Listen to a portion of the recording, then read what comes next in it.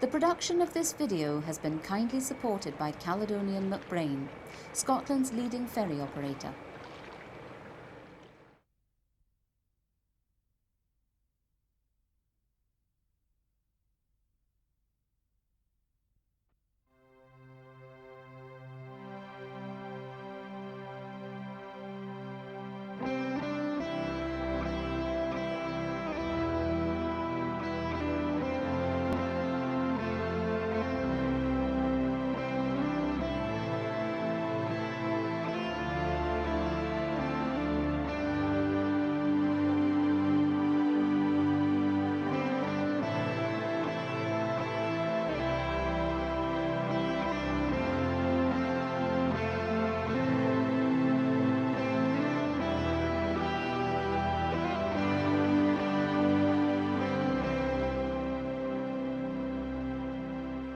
There's a Gaelic saying, the ferahage yi heja tri uadanaun.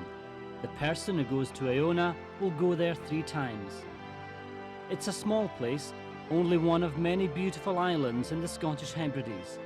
Yet Iona makes a very big impact on the countless number of visitors who journey to it each year. The great 18th century Gaelic bard from Argyll, Duncan Ban MacIntyre, called for Bernachug I Chalam Chile, a blessing on Columba's Isle. The renowned English poet William Wordsworth celebrated Iona in verse as the glory of the West. And John Campbell, born on Iona in 1905, praised his native island in song as Elang Ian and She in Wanya, Iona of the Green Hills.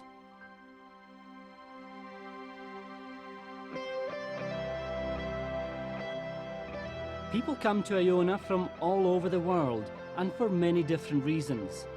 Some return year after year to visit friends and relatives. Many are curious to see where part of Scotland's history was acted out. Others come on a spiritual pilgrimage, prompted by their own particular faith. Iona lies 1 mile west of the larger island of Mull, just off the west coast of Scotland. It's about 3 miles long and not much more than 1 mile wide.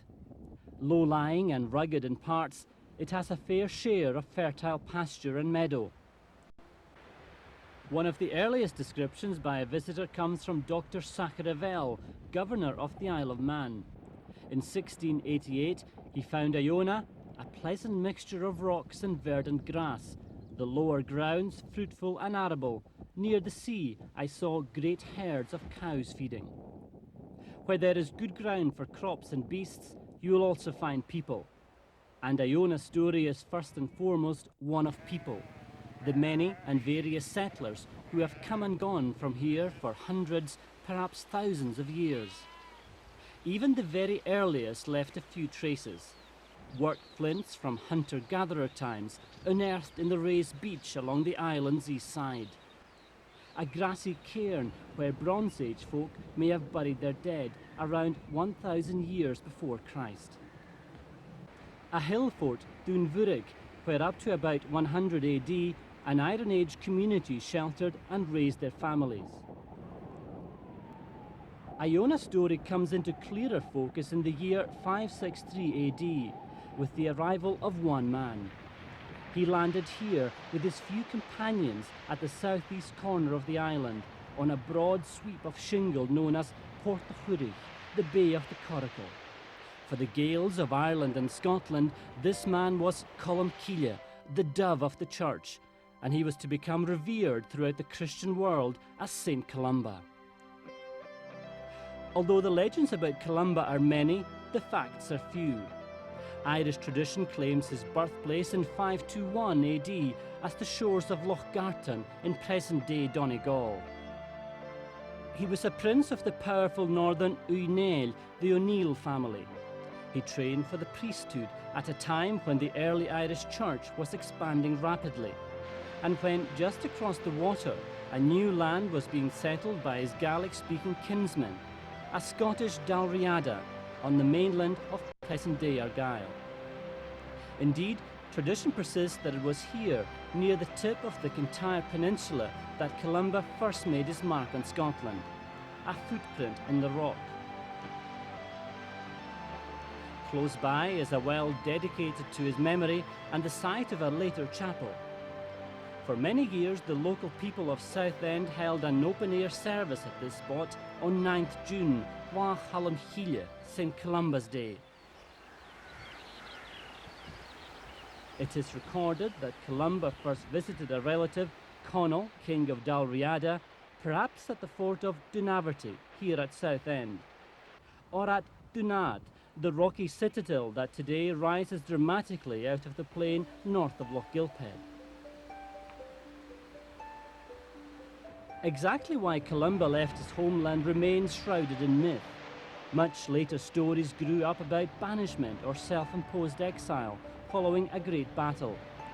His biographer, Adamnan, abbot of Iona, a century after the saint's death, states simply that Columba sailed away from Ireland to Britain, choosing to be a pilgrim for Christ. The popular name today for the Bay of the Coracle is Columba's Bay, and the area is steeped in Columban lore. Some like to imagine that the saint climbed a nearby hill, Carn Cool the Athing, the cairn of the back to Ireland, to be sure that his native island was no longer in sight. Others used to believe that his boat, made of wicker and animal hide, lay buried in the grass above the beach, although nothing was ever found. Large stone mounds pose yet more questions still unanswered. Were they created by pilgrims over many centuries? Were they for remembrance or built as a form of penance by the monks themselves? Pebbles flecked with translucent green serpentine are washed ashore here and collected by many for their beauty or as a lucky talisman. The tiniest of them are called by some Columba's Tears. People lived out here too in centuries gone by, leaving traces of walls, houses and rigs where corn once grew. From the top of Crochnafada, the lookout hill, the hare boys used to keep watch on the cattle. The small round cells of wood and thatch which housed the first monks have long gone. They lay somewhere within the vallum, a raised earth boundary, part of which may still be seen today. And they were close by Struavullen, the mill stream, vital for daily needs. Torranapa, the abbot's knoll, brings us closest to the time of Columba himself.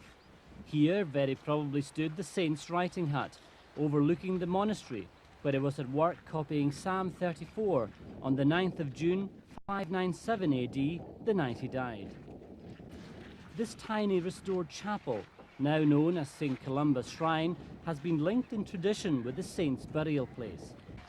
Although his bones have long gone, divided in the year 849 AD between the daughter houses of Kells in Ireland and in Keld in Scotland, the saint's cult grew stronger with each succeeding generation of monks. And through the 7th and 8th centuries, the island became a hive of art and learning. Scribes copied and illuminated the Gospels, among them the exquisite Book of Kells. Monks composed some of our earliest Gaelic poetry. Masons sculpted the magnificent high crosses. For around 1200 years, St. Martin's Cross has stood on the spot, hewn from a single stone slab over 4 meters high. The west side depicts scenes from the Bible, Abraham and Isaac, David playing his harp, Daniel in the lion's den, the figures of the Virgin and Child. On the east face, serpents weave a marvellous pattern around the carved bosses. The prestige of Iona continued to grow into the early Middle Ages. It was considered a hallowed place, where some of the early Scottish and Irish kings were brought for burial, and later the clan chiefs of Gaeldom. The little chapel dedicated to St. Oran dates from the late 12th century and is the oldest of Iona's surviving church monuments. For long a picturesque ruin, it was finally restored and re-roofed in 1957. Decoration on the doorway's round arch is Irish in style. A splendid tomb recess inside commemorates the MacDonald Lords of the Isles, a powerful dynasty of Gaelic Norse descent who became great patrons of Iona Abbey in the Middle Ages. The Book of Clanranald tells us that all due honour was given John, First Lord of the Isles, at his funeral in this chapel in 1380. The wake lasted for 8 days and nights. Today, the relic Orang is a quiet local cemetery, a place of personal remembrance for the islanders and their family. The buildings we see today stem from the second great period of religious life in Iona. The abbey was founded in 1203 by Reginald MacDonald and dedicated to St. Columba. For more than 300 years, Benedictine monks walked these cloisters where today old and new come together. The restored columns are decorated with flowers and birds of Iona. A modern bronze sculpture of the Virgin Mary, unveiled in 1959, is by the Lithuanian artist Jacques Lipchitz, who named it the Descent of the Spirit. A fine, original double arch leads into the inner part of the chapter house, where the brothers heard a daily reading from the Rule of St. Benedict. And it was those same monks who first placed a ducat in the tower, perhaps to strengthen their symbolic link with Columba, the dove. An Iona school of art and sculpture flourished once again. Beside the road, at a point where 3 old pathways met, stands the 15th century MacLean's Cross, its intricate foliage typical of the skilled craftsmen working on Iona at the time. From about the same period is the handsome effigy of Abbot John McKinnon in the Abbey choir, and opposite, also robed in flowing lines of stone, is his predecessor, Abbot Dominic. Iona's collection is of outstanding richness and is mostly now housed under cover for protection from the elements. Here, for example, in the former monks' infirmary, now the Abbey Museum. The original 8th century freestanding St. John's Cross has been carefully reconstructed, and the highly decorated fragments of St. Oran's Cross show us that it too was once of striking beauty. West Highland chieftains stand in dignified line turned to stone. MacLeod, McKinnon, MacLean, Macquarie, hounds at their feet, swords by their sides, their galleys with furled sail. Prioress Anna MacLean, who died in 1543, is seen with angels at her head and a pleated surplice under her cloak, a sign of the Augustinian order. The nunnery she governed had been founded around the same time as the abbey, in the early 1200s. This is one of the country's best preserved examples of a small medieval nunnery. Its walls an attractive mixture of rose-red granite, pale sandstone and grey flagstone. A flower garden, first gifted in the 1920s by the Spencer family, now brings summer colour to the cloister garth. Alongside is St. Ronan's Chapel, the parish church for the islanders up until the Reformation. Excavations in 1992 revealed a small whitewashed chapel from a much earlier period and a series of graves with female and infant bones. Not only were the nuns buried here, but the women and children of the local community also. For a brief period, Iona acted as Cathedral of the Isles. All that remains of the 17th century bishop's house, which had a large hall and a fireplace, is the middle wall. But by that time, the island's influence was declining. After the Reformation, most of the abbey and nunnery lands had come into the hands of MacLean of Duart. That family, in turn, ceded to the increasingly powerful Campbells of Argyll by the end of the 17th century. The monks and nuns had gone. The buildings where they had lived and worshipped fell gradually into decay. Yet those ruins, and even the overgrown graveyard, were deeply impressive to early visitors.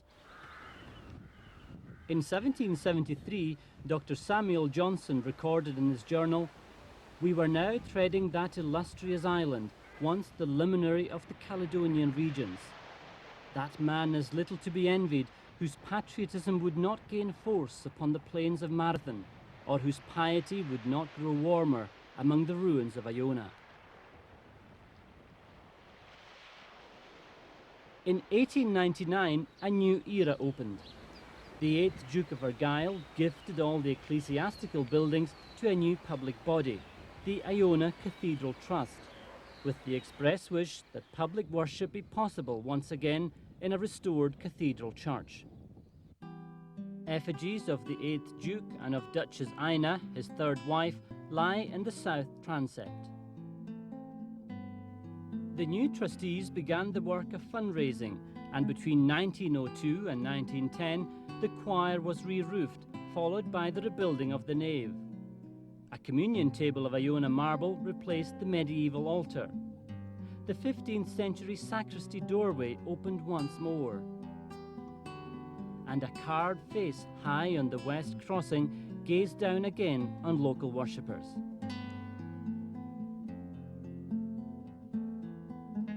The first island wedding took place in the cathedral church in 1909, and the parish congregation used it regularly through the 1920s and 1930s.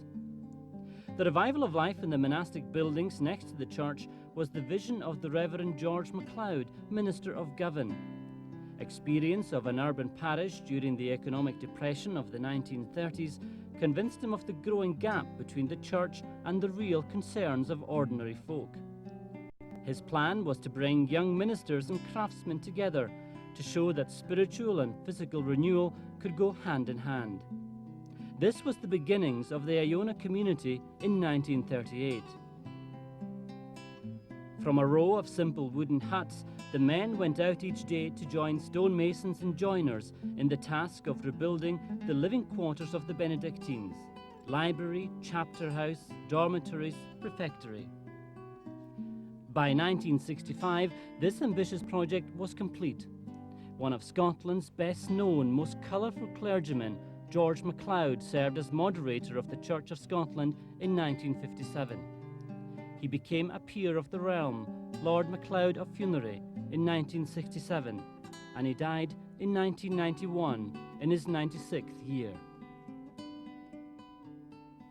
The headquarters of the Iona community are in Glasgow, but some staff are based on the island, providing hospitality for up to 100 guests each week from March until October, and running a variety of activity and discussion programs relating to the Iona community's concern for church and world.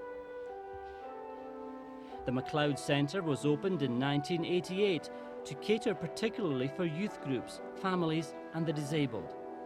The community's daily services are ecumenical and open to all, and there are other opportunities for worship on the island. The Church of Scotland has been the local parish church since 1828. It was designed by Thomas Telford as part of a parliamentary scheme to build churches in the Highlands and Islands. The Bishop's House was erected in 1894 by the Episcopal Church in Scotland. Services are conducted in the chapel attached to its guest house. A Roman Catholic guest house built in 1996 by a private charitable body, the Columba Trust, welcomes visitors to its small house of prayer. Each Wednesday during the season, in sunshine or showers, Iona community workers lead visitors on the pilgrimage. This day-long walk gives a chance to pause and reflect at spots of particular significance in Iona's story, and you can appreciate at every turn on the route the natural beauty and varied environment of the island.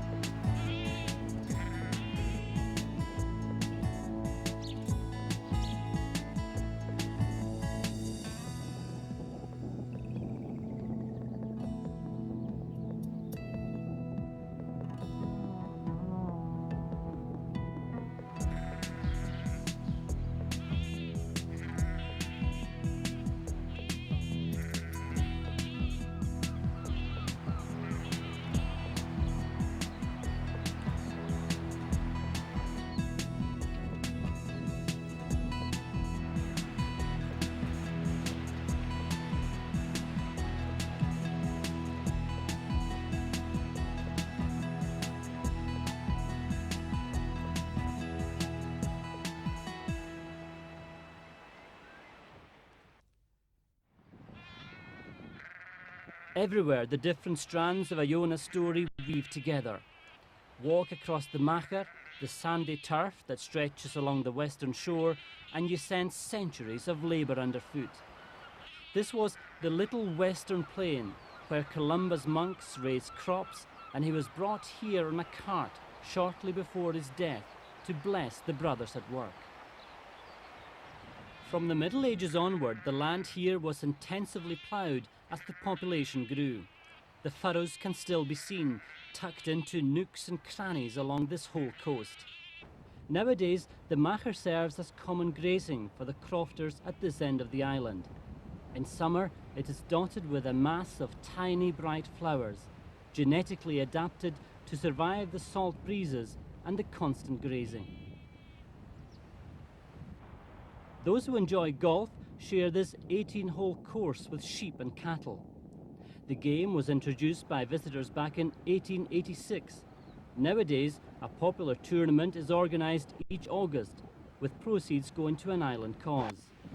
Canny players used a brightly coloured ball, lest their driving lands it on Port Clachigal, the Bay of White Stones. The Macher was the setting for the last New Year's Day shinty match, when in 1881 the entire male population turned out for a game that lasted for several hours and ended in a draw.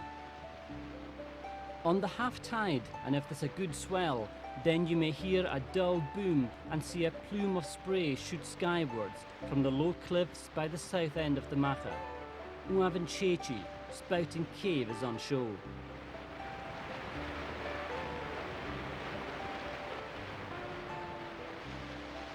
The picturesquely named Camas Cool and Hev, the bay at the back of the ocean, is blue and peaceful on a calm day. But on 31st December 1865, it was the scene of high drama. An American schooner, the Guy Mannering, was wrecked within sight of the shore, her sails torn to ribbons in a ferocious storm. The Iona men formed a human chain into the breakers to pull 19 of the sailors and passengers to safety. Last to come ashore was Captain Brown, and his name lives on in Brown's Rock, a skerry in the middle of the bay. But 15 others lost their lives and were buried in the company of kings and commoners in the relic Orang. Years later, the United States Consul, Bret Harte, was touched to hear the story told by a local guide and had a stone erected in the graveyard to honour those who had died and the courage of those who tried to rescue them.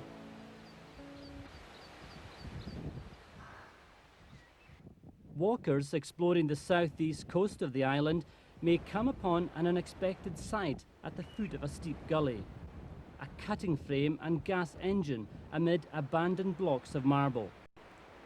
The machinery, now protected as a scheduled ancient monument, dates from the few years up until 1914, when this small quarry was in operation. The distinctive green and white stone was in demand for ornamental furnishings or for the souvenir trade. One earlier attempt to work the marble commercially in the 1790s was also short-lived. The walls of Tochten and Sassenich, ruin of the lowlanders, where the quarrymen lived, are all that remain. As we leave the south end of the island and turn east from the Macher, a smooth, grassy knoll lies close by the road. Adamna named it the Angel's Hill, where Columba conversed with a heavenly host. But it is also known in Gaelic as Shean Moor, the big fairy mound. Music of the fairy folk could be heard here, they say. And islanders used to celebrate the feast day of St. Michael by racing horses sunwise, Jishal, around this same green hill. Iona's highest hill, Dún E, is only 332 feet above sea level, yet it offers a superb view of the whole island.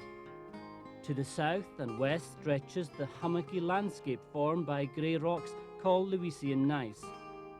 At 2,800 million years old, these are among the oldest on Earth. So old are they, in fact, that no fossils are to be found here. Its geology, too, makes Iona distinctive. a clear contrast with the much younger mass of pink granite just a mile across the water on the Ross of Mull. Boulders of this granite are strewn across Iona's coast, tossed there by retreating ice sheets at the end of the Ice Ages. A huge one is even perched high on the slopes of Dunee. Many of these erratic blocks were split by local masons in years gone by to find a permanent home on Iona in dwellings, byres and walls. To the north is a fringe of dazzling white sand. Traeba Nemanach, fair strand of the monks, recalls the brutal years of the early 9th century when Norse raiders swept down the coast. Iona monks were slain where they stood as the invaders leapt ashore. The brilliant blues and greens of its shallow water make it easy to see why the north end of Iona has been one of the most painted locations in Scotland. In the 1920s and 30s, it was a favourite spot for many visiting artists, including members of the Scottish colourists, whose work is now known worldwide. There are reminders here too of celebration and custom. The cairn on the top of Dunee was built in 1897 for Queen Victoria's Diamond Jubilee, and a bonfire was lit. Not far from the summit is a rock pool, Toper na Hooge, the Well of Age. Bathe your face 3 times here at sunrise, they say, and your youth will be magically restored. A simple stone circle at Covan Coolchach, literally secluded hollow, may have been used by the monks for meditation, hence its popular name, Hermit Cell. Or the circle may have had a practical use, to hold cattle in the days when girls came out from the township to do the milking in the hill pasture. Reaching the Hermit Cell over the rough ground on the southern slopes of Dunee, we cross Fangmathy, a green enclosure once worked by someone now long forgotten, and pass a boggy area recalled in oral tradition as Lawn of Hochgu, Meadow of the Black Pot, or Illicit Still. Below Dunee to the east, a broad strip of good arable land runs along the coast. Columba chose his spot well, sheltered from the worst of the westerly gales. The neat pattern of fields was laid out in the early 1800s when the 5th Duke of Argyll, the then owner, divided the island into 30 individual holdings or crofts. A circle of stone marks the rim of a kiln, once in regular use for the vital task of drying grain before grinding. It's early summer. Listen out for a strange croaking call from iris beds or tall meadow grass. The corncrake and troon was once common throughout Britain, but now finds a last refuge in the Scottish Hebrides. Iona's crofters contribute to the bird's survival by taking part in the scheme to protect its nesting places, set up by the Royal Society for the Protection of Birds and Scottish Natural Heritage. The corncrake is elusive, but with patience and a bit of luck, you might just see one. On a clear day, a panorama of islands unrolls from Dunee, the paps of Jura and the low green hills of Islay to the south, Barra and South Uist on the far west horizon, to the north, Tiree and Coll, the peaks of Rum and Egg, maybe even the distant blue outline of the Coolants of Skye. And on Iona's ocean doorstep, encircled by the headlands of Mull, lies a low black shape 8 miles to the north, the island of Staffa. Like the Treshnage Isles strung out beyond it, Staffa is a remnant of the massive lava flows that gushed from the volcanoes of central Mull some 60 million years ago. Gouged and weathered over millennia, this fragment, only 1.5 miles in circumference, is truly one of nature's wonders. Since 1986, Staffa has been in the care of the National Trust for Scotland. the gift of Jock Elliott Jr. of New York, in honour of his wife Ellie. Improving the landing place was the Trust's most urgent task, since the powerful Atlantic swell can make the approaches hazardous, even on a summer day. The modern pier now makes access easier and safer for the thousands eager to make the trip. Strangely, the fame of Staffa is relatively recent. It was the Norse who named it Island of Pillars. The early monks who plied these waters regularly must surely have known it too. In the late 15th century, a local story goes that Abbot MacKinnon of Iona took refuge in one of Staffa's great caves, still called MacKinnon's Cave. Sir Walter Scott wrote that Staffa was one of the most extraordinary places I ever beheld. Yet, the earliest travellers who ventured to the wild and romantic Hebrides simply passed Staffa by. It was pure chance that finally put the island on the public map in 1772. Sir Joseph Banks, who had been chief scientist on Captain Cook's first voyage around the world, was on his way to Iceland when a headwind forced his ship to shelter in the Sound of Mull. Conversation in a house in Morven alerted the party to the undiscovered marvels of Staffa, and they decided to make a detour. What they found amazed and delighted them. Clamshell Cave, its side bent like the ribs of a ship. The islet of pillars guarding the shore as the herdsman of its name, Mbruachile, watches over a flock. The colonnade recalling the mighty Giant's Causeway on Ireland's Antrim coast. And above all, the magnificent Fingal's Cave, 65 feet from sea level to the apex of its arch, 50 feet across at its entrance, 230 feet deep into the cliffs. Compared to this, Banks wrote, what are the cathedrals or the palaces built by men? The human figure is dwarfed by the pillars of Staffa. Small wonder that folk used to believe it was the work of a giant's hand.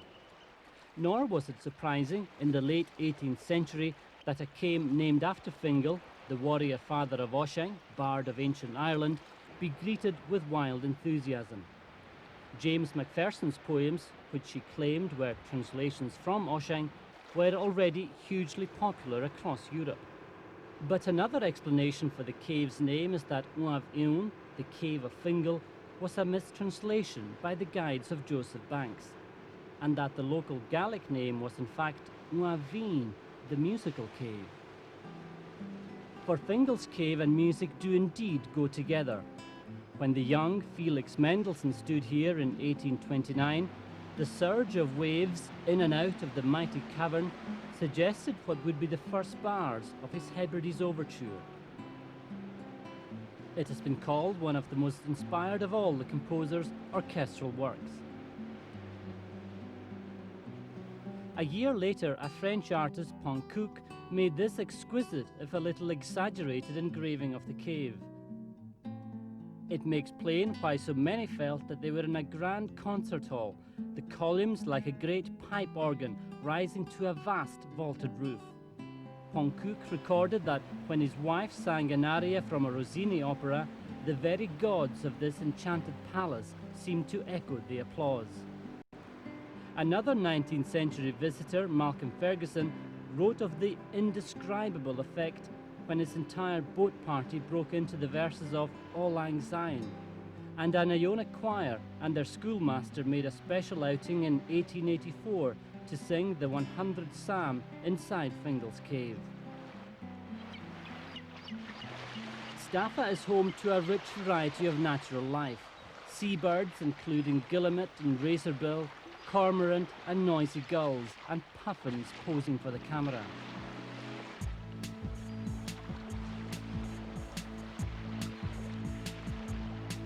In early summer, primroses and pinkthrift cling to the cliff edges. Seals, porpoises, and the occasional basking shark swim the surrounding waters, and playful dolphins often put on a special show.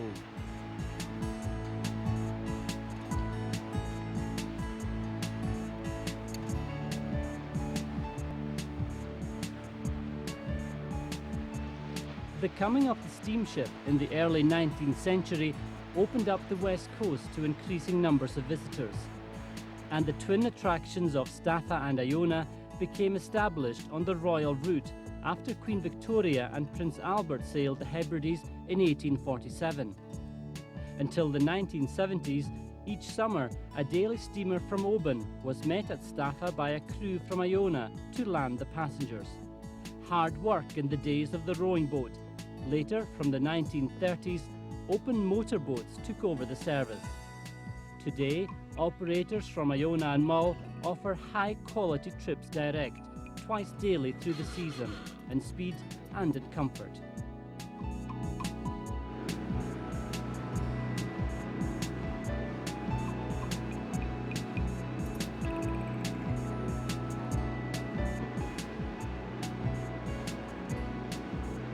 The pier is at the hub of any island's life.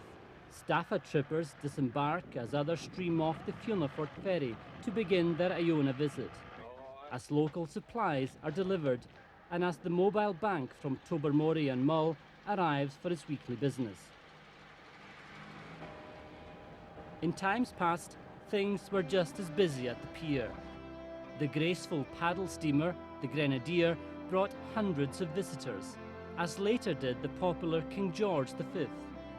The cargo vessel Dunara Castle brought in goods and took animals away to market. Until well within living memory, horses were swum between Iona and the Ross of Mull. Near the head of the pier stood the smithy, where now a row of horseshoes is a reminder of the blacksmith's skill in days past. The coal puffer used to beach at nearby Martyrs Bay. Carts were used to unload the winter fuel. There was unusual excitement too one day in 1933 when a seaplane, Cloud of Iona, landed day visitors from Oban. The local Gaelic name for this spot was Porth na Marav, Bay of the Dead, and up until the 19th century, any islander who died away from home was ferried back here rather than into the regular landing place. It was an echo of an ancient tradition that the bodies of kings and chiefs brought for burial were landed at this bay, that they were rested first on a small grassy mound called the Yalla, and then borne in procession to the relic Orang along Strach na Marav, the Street of the Dead. In 1979, the long association between the Dukes of Argyll and the island came to an end. Iona was bought for the nation by Sir Hugh Fraser, in memory of his father, Lord Fraser of Allender, and passed into the stewardship of the National Trust for Scotland. Issues of countryside management take up much of the staff's time, in consultation with the local community. The planting of marram grass along the sand dunes to stem further erosion of the coastline, and the improvement of well-used walking tracks in the hill areas are just two examples. For 100 years from 1899, the Iona Cathedral Trust bore sole responsibility for the upkeep of the ecclesiastical sites. This too changed in April 2000, when management of the Abbey, Relic Orang and Nunnery, along with Maclean's Cross, was transferred into the care of Historic Scotland. They employ a work squad for the year-round task of maintaining and conserving the buildings, monuments and grounds. An apprentice stonemason has been taken on, an echo of times past when Iona's great schools of sculpture flourished. Historic Scotland also trains staff to receive visitors, to act as guides and to run a gift shop within the Abbey cloisters. That's the better one. Right, great, then thank you. I'll take that one. Island life has never been easy in any age. At its most populous, in the mid-19th century, Iona had to support over 500 people. Today, the permanent population is less than 100, and the problem of keeping the local economy viable is ever present. Ways and means have changed, but some still work the land as generations have done before them.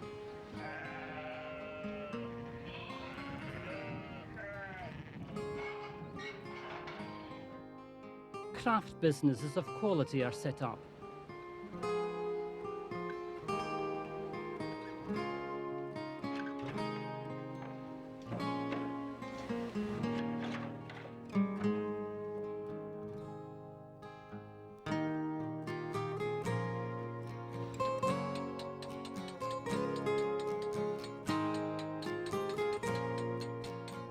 Some also, such as the pottery, employ extra labour during the season.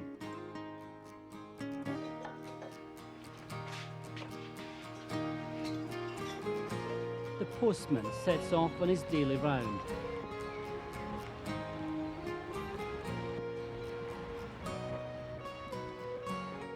A local contractor tends to roof repairs. Local services include a modern doctor's surgery, a public library, a village hall, and most important of all, for the future of this tiny community, a one-teacher primary school. Islanders also run shops, including the post office, a restaurant, both the island's hotels, several B&Bs, and a heritage centre to help welcome visitors from all over the world.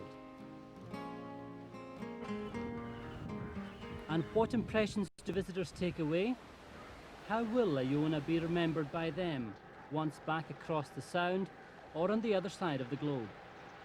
I'll take away many thoughts and images, places I can retreat to when I'm on a busy motorway, of the tranquility, the beauty, the smells, the sights, the sounds, all these kind of things. That it's a really sacred place. There's something about the geography, and that prayers have been said here for centuries that we don't have in the U.S. So I feel really grounded and serene, and I'll take that back with me. For me, the challenge of Iona is something about understanding the history, both as it's unfolded over the centuries, and also really getting to know and understand life as it's lived here on the island now. And I find that quite challenging and quite exciting to see spirituality both as it's unfolded through the centuries and spirituality as it's lived out today. I want to come back. It's beautiful and it's very quiet, even though there are quite a few people around. Yeah. 1997 was a special year for visitors and for the island community, marking the 1400th anniversary of the death of St. Columba. A highlight was the first official visit to Iona by a President of the Irish Republic. Mary Robinson attended a commemorative service in Iona Abbey and then crossed the Sound to a welcome from the people of Fionafort. To learn even more about Columba, Columkill, who came over from Ireland to Scotland and who died 1400 years ago tomorrow. So it's a very special visit and it's lovely to have that welcome. Thank you very much indeed. And thank you for greeting me with the Irish flag. I very much appreciate that. Thank you. That's lovely. According to Adamnan, one of Columba's last acts in June 597 AD was to bless the island which had been his home for 34 years. Upon this place, small and mean though it be, shall be bestowed great honour, not only by the kings and people of the Scots, but also by the rulers and races of foreign lands. And the saints of other churches too shall treat it with reverence.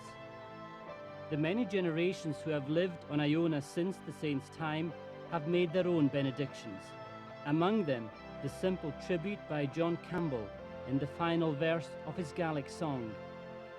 Farewell to the land I hold dear, where I was once young, a place that endures for all who rest here. Who would not love Iona?